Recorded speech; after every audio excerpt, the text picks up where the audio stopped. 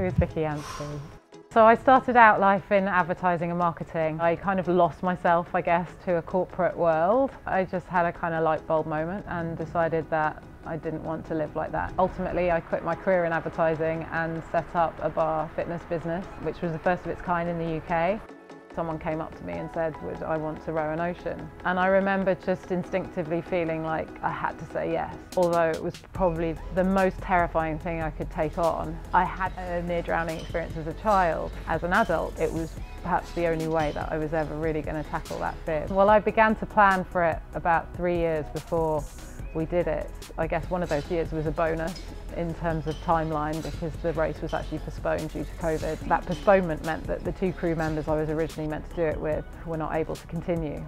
So I was kind of back to square one, really. It's something that I've learned quite late on in life is the idea of physical preparedness, that training day in, day out or week in, week out without necessarily having a reason to do it. Your reason is just to be strong when you're weak or when you need to call upon that strength and that fitness.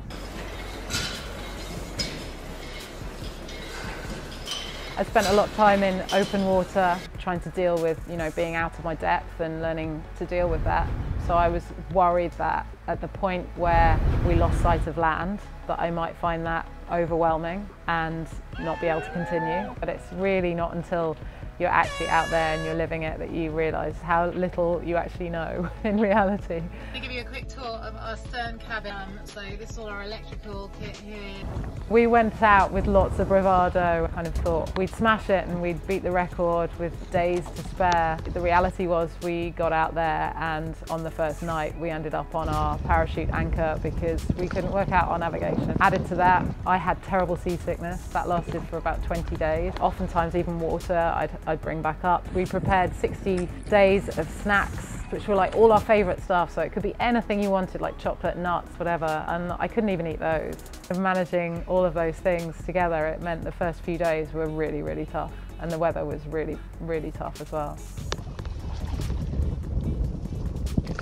I do think you need to have a certain amount of confidence going into something like that. I mean, your average person doesn't take on an ocean row with no prior experience. Certainly for me, it really humbled me. It kind of made us realise we had to just dig in and we had to kind of keep level heads and we had to work it out.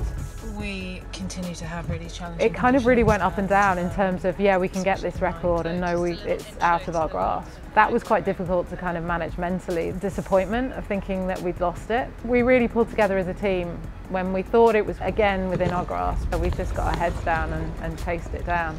So my hands were probably the worst part of my body, just from holding onto the oars and pulling so hard. That kind of really took its toll, and then of course the sea salt, and that was horrible. And so you'd kind of come off a rest shift and prepare to get back on the oars, and you literally for 20 or so strokes, you weren't able to even grip it very hard at all.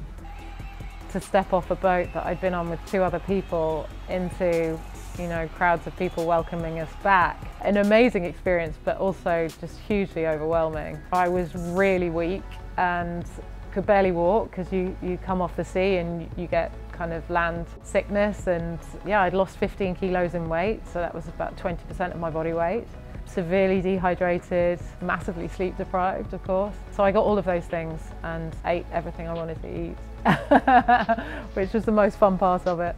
And then just really slowly started doing some recovery, some rehab stuff. Yeah, it was a really slow process and I tried not to put any pressure on myself. Your body just adapts in the most incredible way to keep you alive and to keep you doing what your brain tells you need to do. Certainly from my own experience and what I see in a lot of other women and men is that fear can really hold you back from a lot of stuff in life. My advice to myself and to other people is just to really try and step into that fear as much as you can. And even your biggest fears can be overcome by just putting one foot in front of the other, by taking one stroke at a time. You'd just be amazed at what you can achieve. I'm not an extraordinary person and I'm not the strongest person I know. I'm not the fittest, the fastest, the most talented in any regard. I just know what it is to begin to realise your own potential, and I am determined to live a really full life and not to waste any more time living by anyone else's narrative.